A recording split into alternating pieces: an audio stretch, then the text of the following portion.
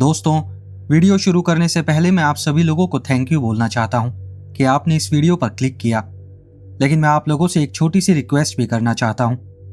अगर आप लोगों को ये स्टोरीज अच्छी लगें तो इस वीडियो को लाइक करना मत भूलना, और अगर हाइप का ऑप्शन दिख रहा हो तो हाइप भी कर देना। आपकी इस छोटी सी हेल्प से इस वीडियो की रीच बढ़ सकती है।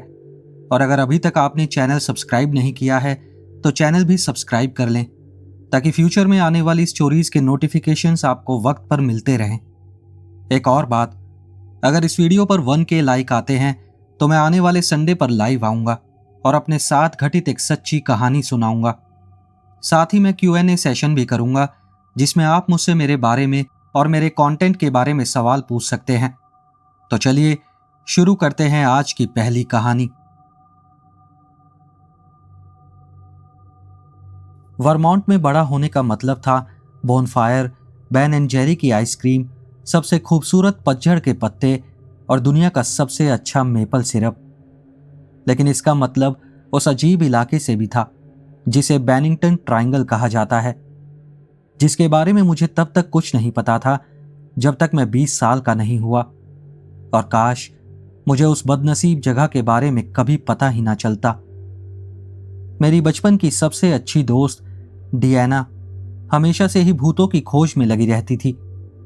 उसे मुझे जबरदस्ती उन जगहों पर घसीट कर ले जाने में मजा आता था जो हॉन्टेड मानी जाती थी, चाहे वहां जाना मना ही क्यों ना हो। ग्रीन माउंटेन सेमेट्री, सेबन्स पास्चर और कम्युनिटी कॉलेज ऑफ वर्मोंट, ये हमारे कुछ छोटे छोटे स्टॉप्स थे। जिंदगी के ज्यादातर हिस्से में मैं कभी भी अलौकिक चीजों पर भरोसा नहीं करता था। मुझे लगता था कि उसकी आधी रात की कब्रिस्तान यात्राएं और भूतिया इमारतों के चक्कर बस समय की बर्बादी हैं, एक तरह का शौक है, ना कि कोई असली जुनून है। लेकिन 1983 की एक रात को मेरी ये सोच बदल गई। कॉलेज का जूनियर ईयर शुरू हुआ ही था और डियाना ने स्टेट के साउथ वाले जंगलों में वीकेंड कैंपिंग का प्लान बनाया।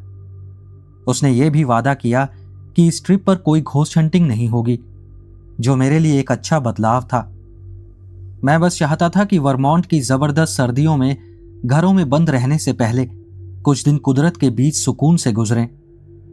ट्रिप प्लान करने के एक हफ्ते बाद हमने खुद को वर्मोंट के एक छोटे से कस्बे सोमरसेट के बाहर जंगल के बीचों बीच पाया।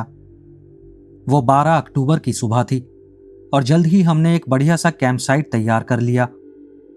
हमने सोचा था कि वहां रहते हुए थोड़ी हाइकिंग और तैराकी करेंगे। तो पहला दिन आलसी सी खुशी में बीता। बोटिंग की, बातें की और मछली पकड़ी। उस रात हमने वही ट्राउट मछलियां पकाई जो हमने पकड़ी थी। वो रात तारों के नीचे बहुत ही शांतिपूर्ण थी। मैं गहरी नींद में सोया और अगली सुबह तरोताजा और हाइक के लिए एक्साइटेड होकर उठा। हम ग्लेस्टनबरी माउंटेन की चढ़ाई के लिए सुबह सुबह ही निकल गए। देर दोपहर तक हम शिखर पर पहुंच चुके थे और हमने वहां कुछ देर आराम किया। डिनर के लिए हमने एक छोटी सी आग पर बर्गर सेके और जैसे जैसे सूरज डूबने लगा हम पहाड़ के उस रास्ते से नीचे उतरने लगे जो हमें कैंप के करीब ले जाता था। अंधेरे में हाइक करने का मुझे जरा भी शौक नहीं था, लेकिन मुझे पता था कि जब तक मैं अकेला नहीं हूं सब कुछ ठीक रहेगा। डियाना और मैंने जानबूझकर चमकीले रंग के कपड़े पहने थे। मैंने नियॉन येलो पहना था और उसने चमकदार लाल, ताकि हम एक दूसरे को आसानी से देख सकें। हमें पता था वापसी अंधेरे में होगी, इसलिए हेडलैम्प्स भी तैयार थे। जब आखिरी रोशनी भी फीकी पड़ने लगी हम पहाड़ से लगभग 1/3 नीचे आ चुके थे। लेकिन तभी हम रुक गए क्योंकि हमें किसी के रोने की आवाज सुनाई दी।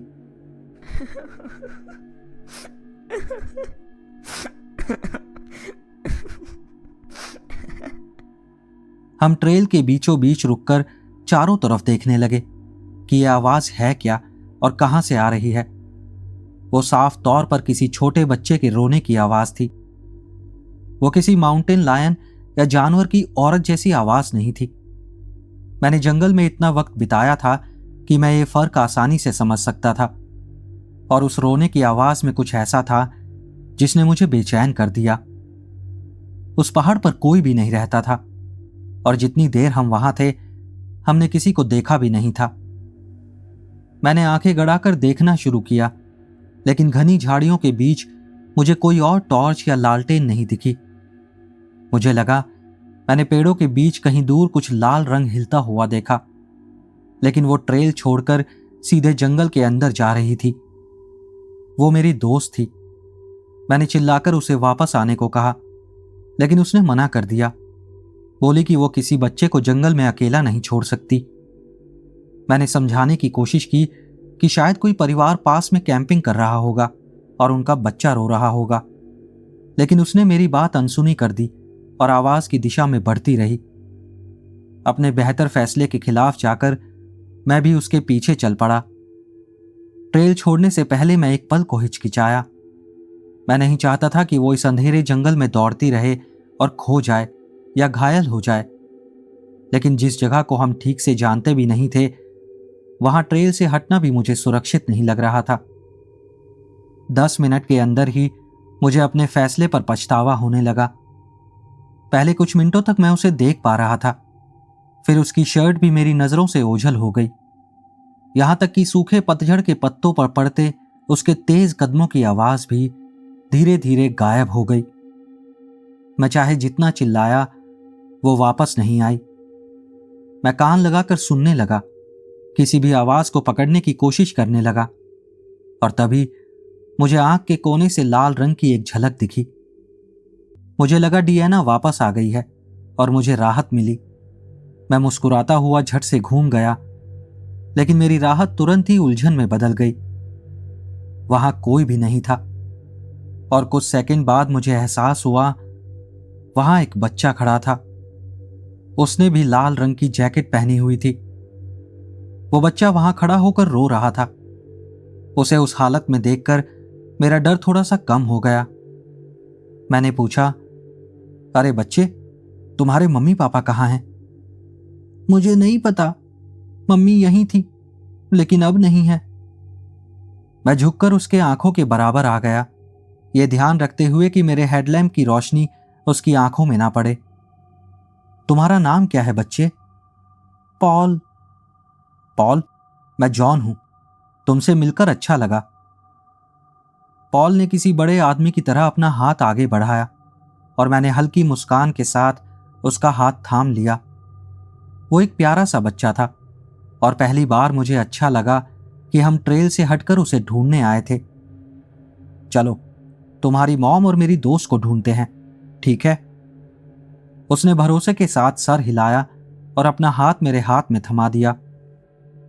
हमें कोई आइडिया नहीं था कि किस दिशा में जाना है, तो हम और गहरे जंगल की ओर बढ़ते चले गए। मैंने कोशिश की कि हम ट्रेल से सीधी लाइन में ही आगे बढ़े। हर कुछ मिनटों में हम डियाना और उसकी मॉम को आवाज देते रहे, लेकिन जैसे जैसे हम जंगल में अंदर जाते जा रहे थे, मेरी घबराहट बढ़ती जा रही थी। फिर भी मैं खुद को अपनी दोस्त को छोड़कर लौटने के लिए तैयार नहीं कर पा रहा था। करीब 2 घंटे बाद हम फिर से एक ट्रेल पर आ गए, और वो ट्रेल एक कैंपसाइट के बहुत पास थी। मैं उम्मीद कर रहा था कि अगर डियाना इतनी दूर तक आई होगी तो वो समझदारी दिखाकर वहीं मेरा इंतजार कर रही होगी, और इस वक्त तक मैं बहुत परेशान हो चुका था। हम दोनों के पास इमरजेंसी के लिए एक एक छोटी फ्लेयर गन थी। यही एक बात थी जो मुझे भरोसा दिला रही थी कि शायद वो अब भी ठीक हो। मैंने आग जलाई क्योंकि पॉल का हाथ बर्फ की तरह ठंडा हो चुका था, और मैंने उसे गर्म कोको देने की पेशकश की। उसने शालीनता से मना कर दिया और आग के पास कैंपिंग चेयर में सिमट कर बैठ गया। मैं पास वाली कुर्सी पर करीब 1 घंटे तक बैठा रहा, डियाना के लौटने का इंतजार करता रहा, और किसी वक्त मुझे शायद झपकी लग गई। जब मेरी आंख खुली तो आंख के पास एक औरत खड़ी थी। उसके चेहरे पर एक अजीब सा खालीपन था। मैंने आंखें तेजी से झपकाई, नींद भगाने की कोशिश की। मुझे लगा ये कोई सपना होगा, लेकिन वो आकृति वहीं खड़ी रही। मैं उलझन में पड़ गया, और जैसे ही मुझे समझ आया कि वो कौन है, मैं घबरा गया। ओह, आप जरूर पॉल की मॉम होंगी। मुझे बहुत खुशी है कि आप हमें मिल गई। मेरा नाम पॉला है। ओह, ये तो बहुत क्यूट है। आपने उसे अपने नाम पर रखा है। वो मेरा बच्चा नहीं है। क्या कहा आपने? वो जरा भी नहीं हिली और हमारे बीच खामोशी भारी होती चली गई। मैंने जम्हाई ली और अपनी आंखें मली। मुझे लगा शायद मैं ही कुछ गलत देख रहा हूं। तभी उसके शरीर से धुंध की तरह अंधेरा रिसने लगा। पहले मुझे लगा ये बस आंख की रोशनी से पड़ती अजीब परछाइयां हैं या मेरी आंखों का धोखा है, लेकिन वो अंधेरा उसकी हड्डियों जैसी उंगलियों से निकलता हुआ जमीन पर फैलने लगा। मैं गाली बकते हुए कुर्सी से गिरता पड़ता पीछे हट गया और तभी मुझे समझ आया वो बच्चा पॉल वहां नहीं था। मैं उसके लिए चीख पड़ा। वो औरत अब भी हिली नहीं थी, लेकिन वो रिश्ता हुआ अंधेरा मेरे टेंट तक पहुंच चुका था और नायलॉन को तेजाब की तरह घोलने लगा था। उसकी सिसकार आंख की चटक के साथ मिलकर बहुत डरावनी आवाज बना रही थी। इसके बाद मुझे ज्यादा कुछ याद नहीं, सिवाय इसके कि मैं कार की तरफ भागा और पुलिस को समझाने की कोशिश की कि आखिर जंगल में हुआ क्या था। बेशक उन्होंने मुझ पर यकीन नहीं किया। जब हम कैंपसाइट पर वापस लौटे तो उन्होंने टेंट की हालत के लिए शराब और बिना निगरानी वाली आंख को जिम्मेदार ठहरा दिया, जबकि मेरे शरीर में शराब का नामो निशान भी नहीं था। उन्होंने डियाना को ढूंढना शुरू किया, लेकिन किसी दूसरे इंसान का कोई निशान नहीं मिला। 5 साल बाद डियाना का केस ठंडा पड़ गया। अगर मेरा 12 साल का भतीजा अपने स्कूल प्रोजेक्ट के लिए मुझसे मिलने को ना कहता तो मैं ये सब कभी नहीं लिखता। उसका प्रोजेक्ट उन लोगों पर था जिन्होंने भूत देखे हों। जब मैंने उससे पूछा कि उसने मुझे क्यों चुना, तो उसने मेरी तरफ ठीक वैसे ही देखा जैसे बरसों पहले छोटे पॉल ने देखा था। उसने मुझे एक पुराने पढ़ चुके अखबार का एक आर्टिकल दिखाया। तारीख थी 14 अक्टूबर 1950।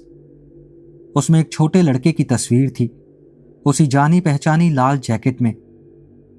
आर्टिकल की हेडलाइन थी 12 अक्टूबर 1950 को ग्लेस्टनबरी माउंटेन के पास एक बच्चा गायब हो गया था। मेरे भतीजे ने धीरे से मेरी बांह खींची। उसकी आंखें फैल गई थी जब उसने मेरे गालों से बहते हुए आंसू देखे। अंकल, रोइए मत। हर किसी को एक ही रात में 2 भूतों से मिलने का मौका नहीं मिलता। मतलब, तुम कहना क्या चाहते हो? और क्या, आप कभी लाइब्रेरी नहीं जाते? मैंने ना में सर हिला दिया। वो झुंझलाकर अपनी स्कूल फाइल से दूसरा आर्टिकल निकाल लाया। उसमें उस औरत की तस्वीर थी, उसी रात वाली औरत की। वो 1946 में उसी इलाके में गायब हो गई थी। जब वो दोनों गायब हुए थे तब उन्होंने लाल कपड़े पहने थे, और अब मुझे याद है डियाना ने भी लाल कपड़े पहने थे। मुझे पता है मैं कभी वहां वापस नहीं जाऊंगा, लेकिन मुझे पक्का यकीन है अगर मैं गया तो अब मुझे वहां 2 नहीं बल्कि 3 भूत दिखाई देंगे।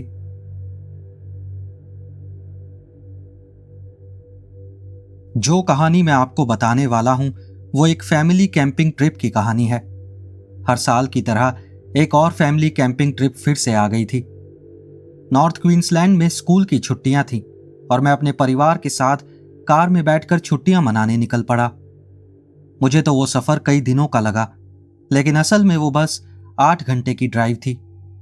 हम अपने कैंपसाइट पर पहुंचे और हमेशा की तरह मेरे पेरेंट्स ने यह पक्का कर लिया कि वहां कोई मोबाइल नेटवर्क ना हो, ताकि मैं और मेरी बहन पूरी छुट्टियां दोस्तों को मैसेज करने में ना गुजार दें। रात काफी जल्दी हो गई। हमने टेंट लगाए, स्लीपिंग बैग बिछाए और फिर आग के पास बैठकर पेरेंट्स के साथ थोड़ी बहुत बातचीत करने लगे। जब बड़े लोग सोने चले गए तो मैं और मेरी छोटी बहन थोड़ी देर जागकर ऊनो के कुछ गेम खेलने लगे, लेकिन जल्दी ही हम बोर हो गए। मैंने तय किया कि आधी रात को क्रीक तक जाकर मछली पकड़ने की कोशिश करूंगा। बिना नेटवर्क के सोशल मीडिया यूज न कर पाने की वजह से मेरा दिमाग सुन्न हो रहा था और उससे बचने के लिए कुछ भी ठीक था। मैंने अपनी फिशिंग रॉड और टैकल बॉक्स उठाया, हेड टॉर्च ली और कैंपसाइट से बाहर चल पड़ा। मेरी बहन, जो हम दोनों में हमेशा ज्यादा समझदार रही है, उसने रोशनी वाले सुरक्षित कैंप एरिया में ही रुकने का फैसला किया। जैसे जैसे मैं कैंप से दूर होता गया, मेरे पेट के अंदर एक अजीब सी बेचैनी उठने लगी। लेकिन वो एहसास इतना जोरदार नहीं था कि मैं वापस मुड़ जाता या अपना प्लान छोड़ देता। थोड़ी ही देर में मैं क्रीक के पास पहुंच गया। कुल मिलाकर कोई 150 मीटर की दूरी थी और दूर से अब भी कैंपफायर की टिमटिमाती रोशनी दिख रही थी। मैंने रॉड संभाली और चारे लगे हुक को पानी में उछाल दिया। मछली के फंसने का इंतजार करने लगा। मैं पानी में किसी भी हलचल की उम्मीद में बहुत शांति से लेकिन सतर्क होकर बैठा था। तभी मुझे अपने आसपास कुछ चटकने सी आवाजें सुनाई दी। उत्सुकता का एहसास पल भर में डर में बदल गया। मैंने चारों तरफ नजर दौड़ाई। मुझे लगा शायद मेरी बहन झाड़ियों के बीच से आ रही हो, लेकिन वो बिना किसी लाइट के इतनी दूर नहीं आती। फिर भी मैंने आवाज दी, क्या ये तुम हो? अब मैं और ज्यादा घबराकर चारों ओर देखने लगा। चटकने की आवाज के बाद अब कुछ ऐसा सुनाई दिया जैसे कोई औरत रो रही हो।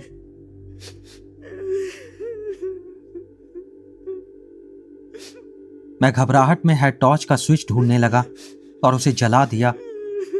मैं टॉर्च की रोशनी से अपने चारों ओर का इलाका टटोलने लगा और फिर जो नजारा मैंने देखा उसने मेरा खून जमा दिया।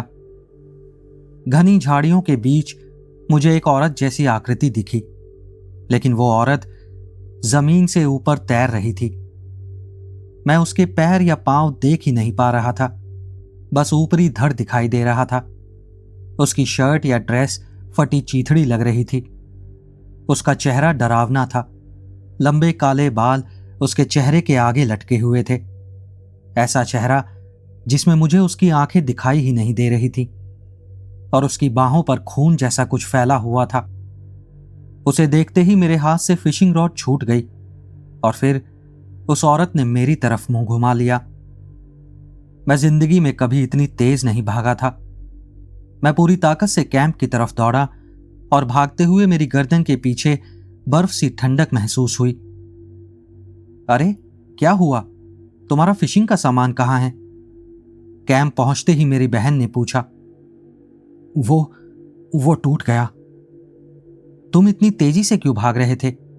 ऐसा लग रहा है जैसे तुमने कोई भूत देख लिया हो। हाँ, मुझे भी लगता है। नहीं, शायद मुझे बस वहम हो गया था।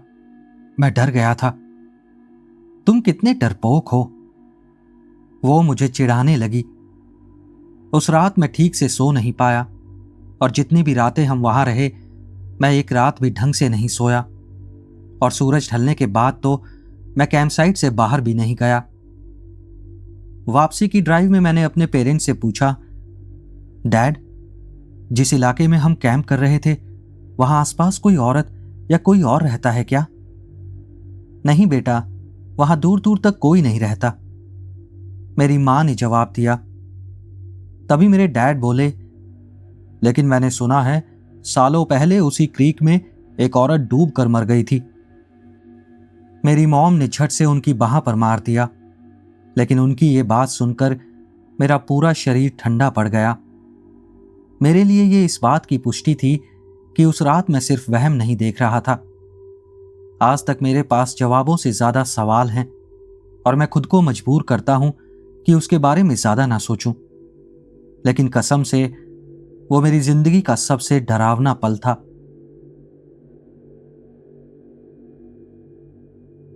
बहुत से लोग शहर से नफरत करते हैं, लेकिन मैं तो हफ्ते के किसी भी दिन जंगल के बजाय शहर चुनूंगी, खासतौर पर उस सब के बाद जो 1 साल पहले मेरे और मेरी दोस्तों के साथ हुआ था।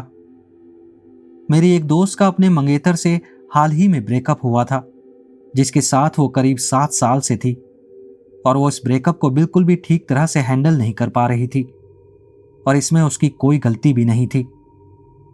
हमारी दूसरी दोस्त जो आउटडोर टाइप की थी, उसने सुझाव दिया कि हम एक रात के लिए जंगल में कैंपिंग पर चलें।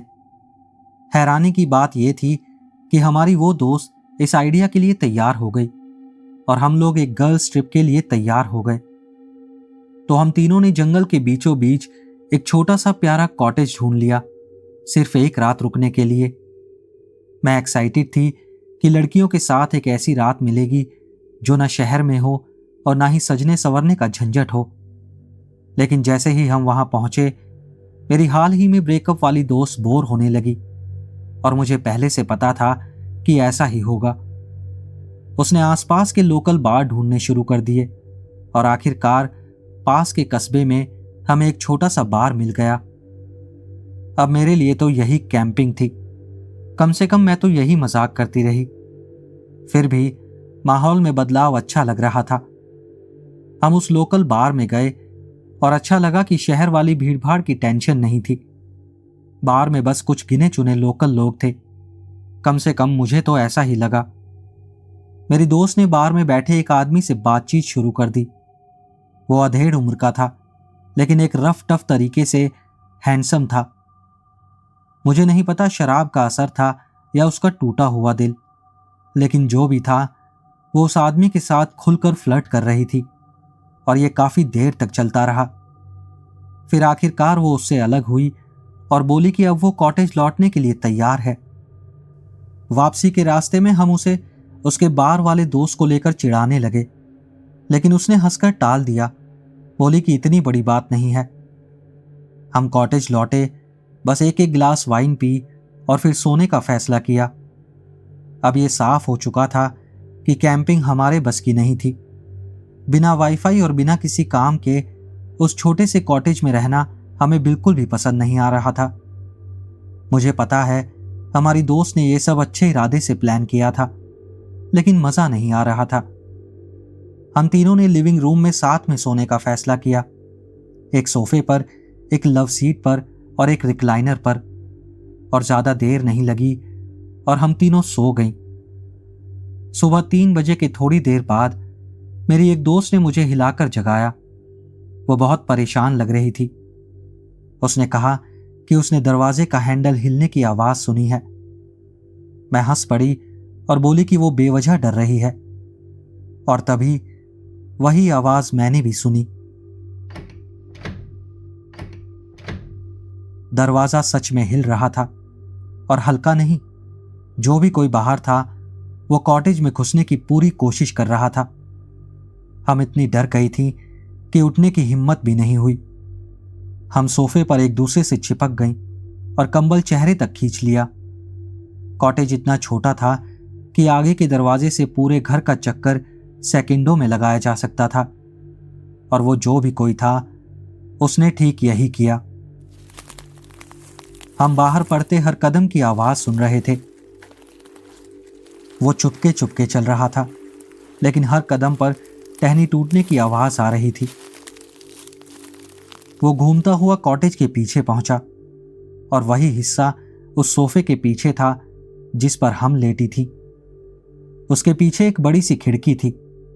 वो खिड़की के पास आया और पर्दे के दूसरी तरफ से खिसकने जैसी आवाज आने लगी, और तभी हमें समझ आया कि वो खिड़की खोलने की कोशिश कर रहा था। मुझे नहीं पता मेरे अंदर ये हिम्मत कहां से आई, लेकिन मैं चिल्लाई, मैं पुलिस बुला रही हूं। और वो आवाज एक पल के लिए रुक गई, और फिर खिड़की के दूसरी तरफ से एक फुसफुसाहट सुनाई दी। वो किसी आदमी की आवाज लग रही थी, और वो मेरी दोस्त का नाम ले रहा था। वही दोस्त जो बार में उस आदमी के साथ फ्लर्ट कर रही थी। मेरे दिमाग में तुरंत वही आदमी आया, लेकिन मैं मानने को तैयार नहीं थी कि वो हमारा पीछा करके यहां तक आया है, क्योंकि और कोई तरीका नहीं था जिससे उसे पता चल सके कि हम इस कॉटेज में हैं। मैंने झट से पर्दा हटा दिया, और हेडलाइट में फंसे हिरन की तरह वो आदमी वहीं जड़ होकर खड़ा रह गया। वो सच में वही आदमी था, बार वाला आदमी। उसने अपने हाथ ऊपर कर लिए जैसे वो मुसीबत में हो और गलती हमारी हो, और फिर वो भाग गया। कम से कम मेरी नजर में तो वो किसी कार में नहीं बैठा। हमने तुरंत पुलिस को फोन किया और घर में घुसपैठ की कोशिश की रिपोर्ट दर्ज करवाई।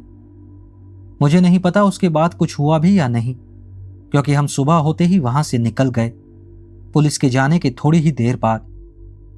घर लौटते वक्त हमें असली डर महसूस हुआ, और तभी सारी बातें जोड़कर समझ में आने लगी। हम आधी रात से पहले कॉटेज लौट आए थे, और उस आदमी ने 3 बजे के बाद ही घुसने की कोशिश की। इसका मतलब उसे कॉटेज का पता लगाने के लिए हमारा पीछा करना पड़ा, फिर हमारे सोने का इंतजार किया और उसके बाद घुसने की कोशिश की। ये सोचकर ही उल्टी आने लगती है कि वो आदमी घंटों बाहर मंडराता रहा। मैं शुक्रगुजार हूं कि मेरी दोस्त दरवाजे की आवाज से जाग गई, क्योंकि अगर वो नहीं जागती तो क्या होता यह मैं सोच भी नहीं सकती। बाद में हमें पता चला कि खिड़की अनलॉक थी और बस वक्त की बात थी, वो घर के अंदर घुस ही जाता। अजीब तरीके से इस ट्रिप ने मेरी दोस्त की मदद ही की, क्योंकि वो बिना किसी नुकसान के बच निकलने के लिए बहुत आभारी थी और उसने अपनी जिंदगी को नए नजरिए से देखना शुरू किया और उस भयानक ब्रेकअप के बाद ठीक होने की लंबी राह पर चल पाई।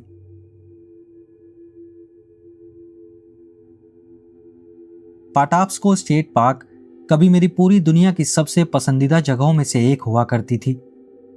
मैं बाल्टीमोर के ठीक बाहर वुडलॉन नाम की जगह पर बड़ा हुआ। आप में से कुछ लोग ये नाम पहचानते होंगे, लेकिन शायद अच्छे कारणों से नहीं। मैं वुडलॉन हाई स्कूल में पढ़ा था, वही स्कूल जहां अदनान सैयद और हे मीन ली भी पढ़ते थे, और वही स्कूल जो सीरियल पॉडकास्ट की वजह से बदनाम हुआ था। जिन्हें नहीं पता, सीरियल शायद पहला बड़ा ट्रू क्राइम पॉडकास्ट था। उसमें बताया गया था कि कैसे अदनान पर आरोप लगा कि उसने अपनी उस वक्त की गर्लफ्रेंड हे मिन ली की हत्या की। जी हां, उस लड़की की हत्या कर दी गई थी। इस घटना ने वुडलॉन पर एक लंबी काली परछाई डाल दी और द वायर आने के बाद से ही बाल्टीमोर की छवि वैसे भी खराब हालत में थी। मिडिल स्कूल के आखिरी साल में मुझे ये दोनों जगह बहुत पसंद थी और शायद शर्मिंदगी वाली हद तक मैं अलग अलग ऑनलाइन गेम लॉबीज में इन दोनों का बचाव करता रहता था। लेकिन फिर वो दिन आया जब मैं ना बाल्टीमोर का बचाव कर पाया और ना ही आसपास के पूरे इलाके का। और वही दिन था जब मैंने तय कर लिया कि मैं पाटाप्स्को स्टेट पार्क दोबारा कभी नहीं जाऊंगा। 2014 की गर्मियों में मैं और मेरी गर्लफ्रेंड वहां घूमने गए थे, क्योंकि पाटाप्स्को में कैंपिंग की बहुत सारी जगह थी जिनमें अपनी टेबल और फायर रिंग होती थी। मैंने अपनी जिंदगी का बड़ा हिस्सा उसी पार्क में हाइकिंग और कैंपिंग करते बिताया था, इसलिए वो मेरी पसंदीदा जगहों में से एक थी। और इसका मतलब यह भी था कि मैं उस जगह को अपनी हथेली की तरह जानता था। मुझे वहां की सबसे सुनसान और खूबसूरत हाइकिंग की जगह भी पता थी। वो जगह नदी और रेलवे ट्रैक्स के बीच में थी। वहां नदी के बिल्कुल पास एक ऐसा ट्रेल था जिस पर बहुत कम लोग चलते थे, और अगर कभी कभार ट्रेन ना गुजरती तो आपको लगेगा कि यह किसी फेरी टेल का सीन है। इसलिए मैं उस जगह को अपनी उस वक्त की गर्लफ्रेंड को दिखाने के लिए बहुत एक्साइटेड था। मुझे लगा अगर मुझे ये जगह इतनी खूबसूरत लगती है तो वो तो पूरी तरह फिदा हो जाएगी। खैर, हम पाटाप्स्को पहुंचे और हमें एक खाली कैंप साइट मिल गई। सब कुछ सेटअप करने के बाद हम रेलवे ट्रैक्स पार करके नदी की ओर बढ़े। हाइक शुरू किए करीब 10-15 मिनट ही हुए थे। मेरी गर्लफ्रेंड नदी को देखकर बहुत खुश थी और फोन से ढेर सारी तस्वीरें ले रही थी। लेकिन तभी अचानक हमें नदी के दूसरे तरफ से आवाजें सुनाई दी। नदी बहुत चौड़ी नहीं थी, लेकिन गर्मियों की वजह से पेड़ पौधे घने थे, इसलिए हमें दिख नहीं रहा था कि वहां कौन है। फिर अचानक एक आदमी झाड़ियों से बाहर निकला और नदी की ओर भागा। वो डरा हुआ लग रहा था। भागते हुए उसका पैर शायद किसी पत्थर से टकरा गया और वो अचानक पानी में जा गिरा। वो काफी बुरे तरीके से गिरा था। मैं सोच ही रहा था कि थोड़ा आगे जाकर देखूं कि वो ठीक है या नहीं और क्या उसे मदद चाहिए। लेकिन जैसे ही मैं बढ़ने वाला था, वो खड़ा हुआ, मुड़ा और चिल्लाया, नहीं, प्लीज नहीं। और अगले ही पल 3 गोलियां चली।